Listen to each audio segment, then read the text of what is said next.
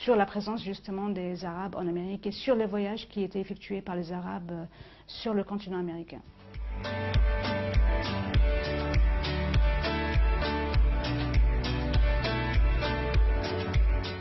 Alors, les Indiens d'Amérique étaient donc, certaines tribus indiennes d'Amérique étaient donc de confession musulmane, et c'est une information qui nous est donnée par l'ancien ambassadeur des États-Unis à Dubaï, qui s'appelle Robert Dixon Crane. Il a écrit un article en 2004 dans lequel il souligne donc cette appartenance à la communauté musulmane des Indiens Cherokees. Il souligne également le fait que les Indiens étaient emprisonnés lorsqu'ils étaient vus en train de faire la prière à la manière des musulmans. Ils jeûnaient durant le mois de Ramadan et ils ont même instauré dans l'Indiana, donc au nord des États-Unis, sur les terres du grand oncle de l'ambassadeur américain, donc un lieu dans lequel ils pratiquaient le pèlerinage, ou du moins symboliquement ils reprenaient le tawaf sur le continent américain parce qu'ils ne pouvaient pas se déplacer vers la péninsule arabique.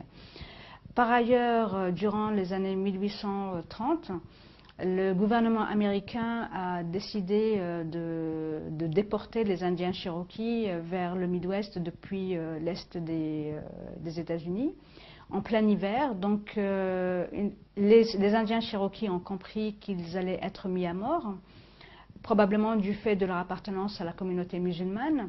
Donc une partie a fui vers le nord, une seconde partie est morte en cours de route parce qu'il faisait extrêmement froid, et une troisième partie est arrivée à destination.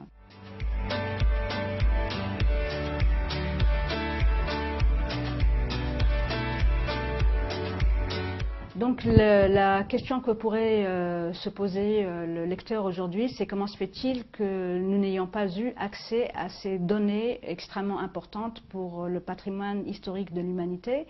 C'est tout à fait simple.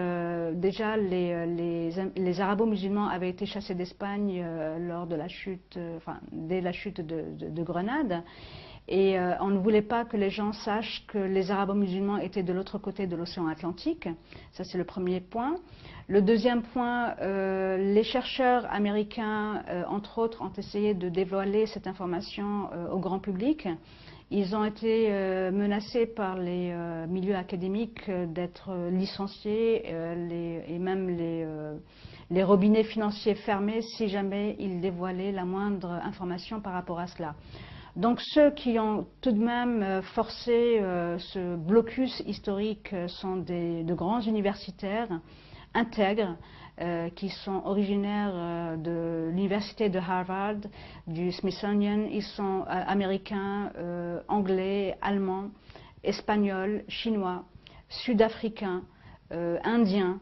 Ils sont vraiment de différentes origines. Mais en ce qui concerne les Américains, il y avait Cyrus Gordon, qui était un savant, linguiste et spécialiste d'archéologie. Il y avait également Barry Feld de Harvard, qui lui a été à la source de la découverte donc, du nom de Muhammad Nabiullah, écrit en lettres koufiques dans l'état du Nevada. Et un certain nombre d'autres, tels Alexander von Bütow, qui est allemand, et qui a justement consacré le premier chapitre de son livre à cette dictature qui régnait dans le milieu universitaire américain, entre autres. Par ailleurs, et pour conclure, le cinéma américain nous a habitués à voir des Indiens à demi nus avec des plumes sur la tête dans leurs films western.